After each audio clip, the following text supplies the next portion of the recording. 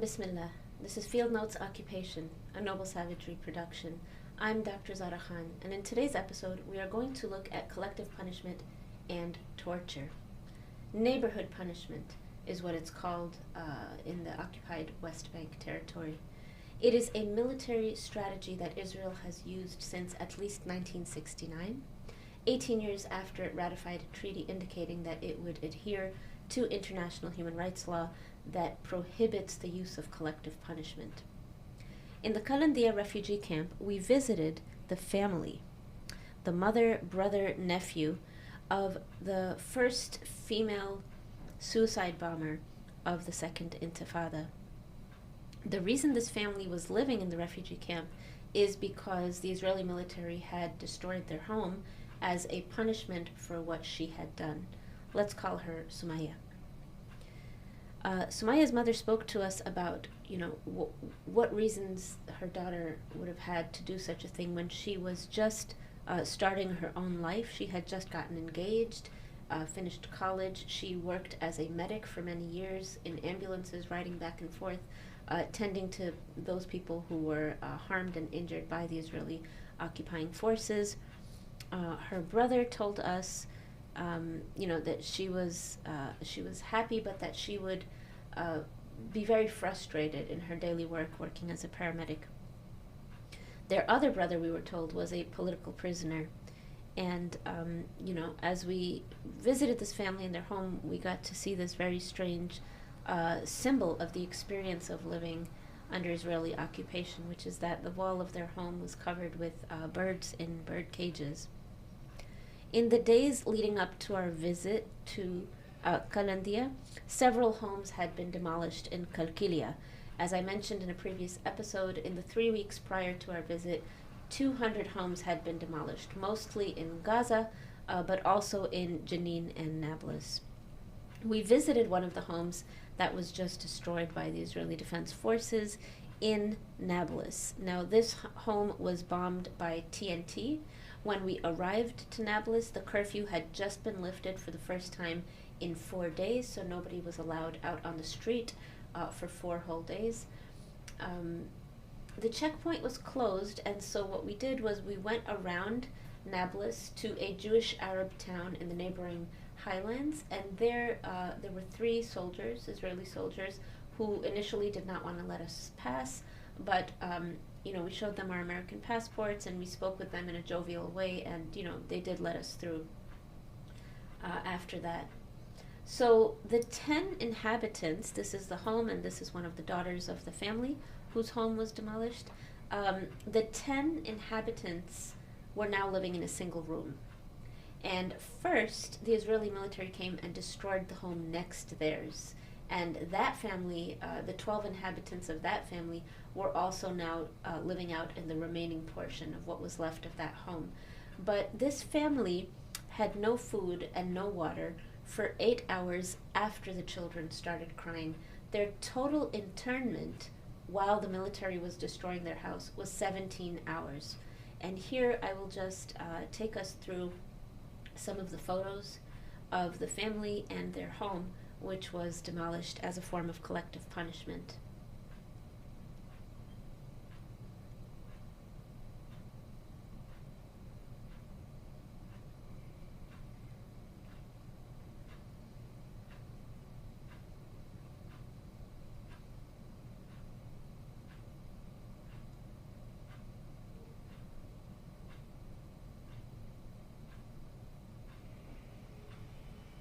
This is the family.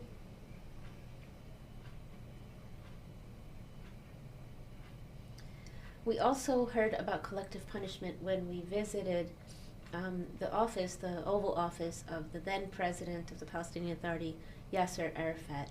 We entered into the destroyed compound of the Palestinian Authority, and before the compound was destroyed earlier in the year when we had gotten there, it had been confined for 2 years. So the mobility and the access to the compound before that for 2 years had basically been on curfew. But here it was quite a sight to visit. These are the official government buildings of the governing structure of the Palestinian people at the time, the PA, the Palestinian Authority. And just to witness firsthand that the Israeli Defense Forces would do this to all of the official governmental buildings of the Palestinian people was really very shocking to witness. And so we walked through the compound. You know, our bags and our passports were checked by the PA police, by the Palestinian Authority police, and we were allowed to pass. And so we walked through the whole Palestinian Authority compound until we came to, the remaining building, which is where the presidential office and the other government officials would do their business. The first thing that we noticed when we entered into the PA office was this picture of Rachel Corrie on the wall. Rachel Corrie was an American Jewish woman, 23 years old. She had gone to Gaza and had attempted to stop the bulldozing of a house, to stop the collective punishment of home demolitions. She was with her colleagues from, International Solidarity People, and she was wearing a bright orange vest at the time, and the Israeli soldier who was manning the machine that would demolish the home ran over her and killed her. It was later said that it was a mistake and that they could not see, but the soldiers and the International Solidarity People were in communication the whole time, and they knew exactly, she had been killed on purpose. And so Arafat told us that Rachel Corrie had been given the honor of Bethlehem, which is the highest honor that the Palestinian Authority confers to anyone. It's kind of like saying the Purple Heart medal here in the United States. And so this was her commemoration on the wall here. Our delegation visited the office along with some of our colleagues from the Chicago delegation, and we spoke for about 45 minutes with Arafat and with his officials through translation, as well as he spoke to us some in English. And here are the videographers from our delegation. You can see here Yusuf, who I mentioned in a previous episode, wearing a covering on his head so as not to draw attention to the bandages from where he had been shot at by an Israeli soldier and had sustained a grazing wound to his left temple. One of the things that we were, and there's Yasser Arafat at the far end of the table. The quality here is, of course, very poor. This is 20 years ago. There were no smartphones and no cameras back then. To compete with today's pixelation and clarity. But here we are all together. And one of the documents that was shared with us by the Military Liaison Office of the Palestinian Authority pertained to a time period which was officially a ceasefire, but on the ground and in reality, there was no ceasefire during that time. And that's the period June 29th to August 21st of the same year of our visit, 2003. And what we found out was, during the time of the supposed ceasefire, the Israeli military shot and killed 19 Palestinians, wounded 568 Palestinians, among them 99 children, 15 of whom suffered a permanent handicap as a result. The Israelis destroyed 41 houses, including 2 schools and 8 security posts. They damaged 362 houses. They bulldozed 4,789 dunams of land. We also found out that during the same time period of the ceasefire, they burned 130 stores and economic establishments.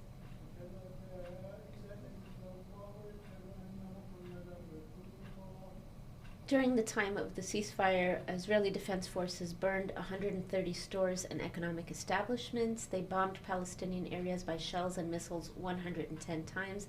They attacked Palestinian areas by machine gun fire 484 times. They erected 100 checkpoints and 10 settlement outposts. And they confiscated 21,611 dunams of Palestinian land for settlement expansion and the so-called security fence. In other words, the ceasefire did not signal or represent an end to collective punishment at all. Curfews are another form of collective punishment, in the Deheysha refugee camp that we visited, between 1979 and 1995, the average time under curfew was 4 months out of every year. Many people were killed during the curfews that were imposed there.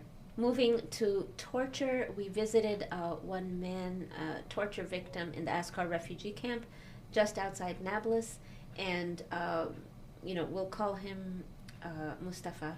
And so Mustafa was actually a professional boxer, but he was arrested for resisting occupation and went to prison from 1988 to 1997. He was imprisoned in the Al Junaid jail for being a part of the Popular Front for the Liberation of Palestine, the PFLP, and for his participation in the first Intifada, for the first resistance. So this once champion boxer was now in partial paralysis. Mustafa had 7 children. His 19-year-old was now in prison for his role in the second Intifada. The Israeli soldiers had come to his house to arrest him. They had bombed the entrance and set police dogs on people. They didn't care that there were children, elderly, and infirm people in the home at the time. The family was home at the time of this very violent arrest.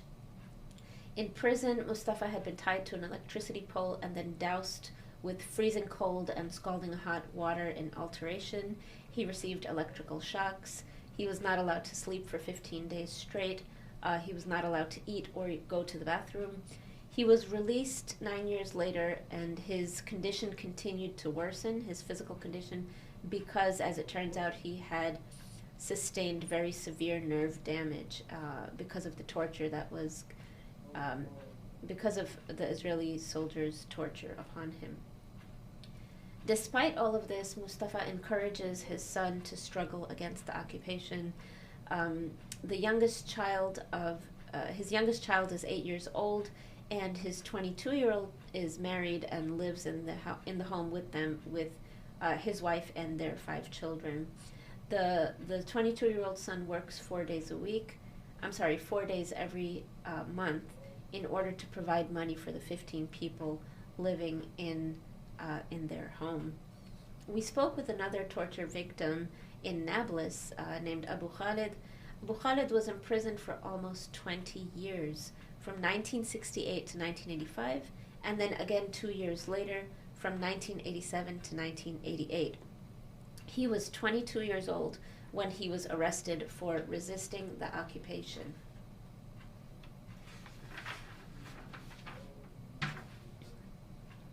Abu Khalid tells us that the first 20 days when he was arrested and taken to prison were the quote-unquote welcoming. And this welcoming consisted of being beat 3 to 4 times each day for 2 hours each. Police dogs would come around and attack prisoners in their cells. In 1976, some prisoners organized a 65-day hunger strike in order to draw attention to their conditions and hope to redress them. As a result of this hunger strike, they did see a slight improvement in their conditions. However, 4 prisoners did die during that process. Israeli soldiers would tie prisoners to chairs and force feed them by putting tubes down their throats. They would give them milk to break their hunger. Now, the 4 prisoners who died during the hunger strike, this was due to their lungs being pierced when the tube was not inserted correctly and it did not go down the right way. One of the results of Abu Khalid's torture that he endured during the 22 years, during the nearly 20 years that he was imprisoned, was that he can no longer have children. And what we're told is that genital mutilation is purposefully carried out by Israeli prison guards. Actually, the prison doctors assist in the torture. They fill out intake forms to map out the resistance levels of the different prisoners and detainees. Nearly 100% of all males, Palestinian males, will be detained and or imprisoned at some point in their life. 5% of Palestinian women will be detained and or imprisoned at some point in their life. Torture was also the main concern of the Palestinian Independent Commission for Citizens' Rights, or PICCR. Their director is Dr. Saeed Zidani, with a main office in Ramallah and branches in Gaza, Nablus, and Bethlehem. The PICCR has an excellent relationship with Human Rights Watch, Amnesty International, and United Nations human rights bodies. We also visited the Treatment and Rehabilitation Center for Victims of Torture, which was established in 1996. We spoke with Dr. Mahmoud Sahwail, the psychiatrist who is the founder and director of the center. He had been volunteering treatment there since 1983. Only 2 psychologists served Jenin, and 2 in Nablus's rural area. Outreach programs in Jericho, Jerusalem, Ramallah, and Hebron were similarly understaffed. 85% of Palestinian prisoners, the Commission finds, are tortured. The torture is systematic and it is deliberate. As I mentioned, the prison doctors assist in the process. Shaking is a torture method developed by Israeli scientists based on shaken baby syndrome. One 17-year-old male who Dr. Sahwail was treating and who was a patient of his had been imprisoned for 3 months by Israeli soldiers, and he was raped by Israeli interrogators as well as their Palestinian collaborators. After he left prison, he was released from prison after 3 months. He became a very isolated young man and didn't really talk to anyone. It was 3 years after his release that he opened up and told his mother that he had been raped in prison. Similarly, one of the 14-year-old girls who Dr. Sahwail was treating at the time went 4 years after her trauma before she opened up and told about how she was raped inside of an Israeli prison. 40% of torture victims suffer from PTSD, post-traumatic stress disorder. They are reluctant to receive treatment, we're told, because the hospital reminds them of the source of their trauma. The center estimates that 54% of the general population in the West Bank suffers from PTSD. More than 99% of the general population exhibits symptoms of PTSD. It's hard to assess, Dr. Sahwail said, because the trauma is continuous. It doesn't end. So in order to get post-trauma, there has to be an end in sight. One victim who was treated at this center had lost his arm in an Israeli bomb attack, and it was a small miracle that he was able to travel to Saudi Arabia. He was able to get the permission from the occupying forces, as well as the visa and the means, that was provided by Saudi Arabia for him to go and receive a prosthetic arm and get the surgery there. When he was at the border crossing to re-enter the West Bank, Israeli soldiers confiscated his prosthetic limb. The center, the Palestinian Independent Commission, their center surveyed and asked 50 children between 12 and 15 years old, what are your 3 wishes? Most of the children asked for death. They asked for martyrdom. They wanted, with their lives coming to an end, to be able to end the Israeli occupation for everyone else. Israeli occupation has created a cycle of violence and a culture of violence.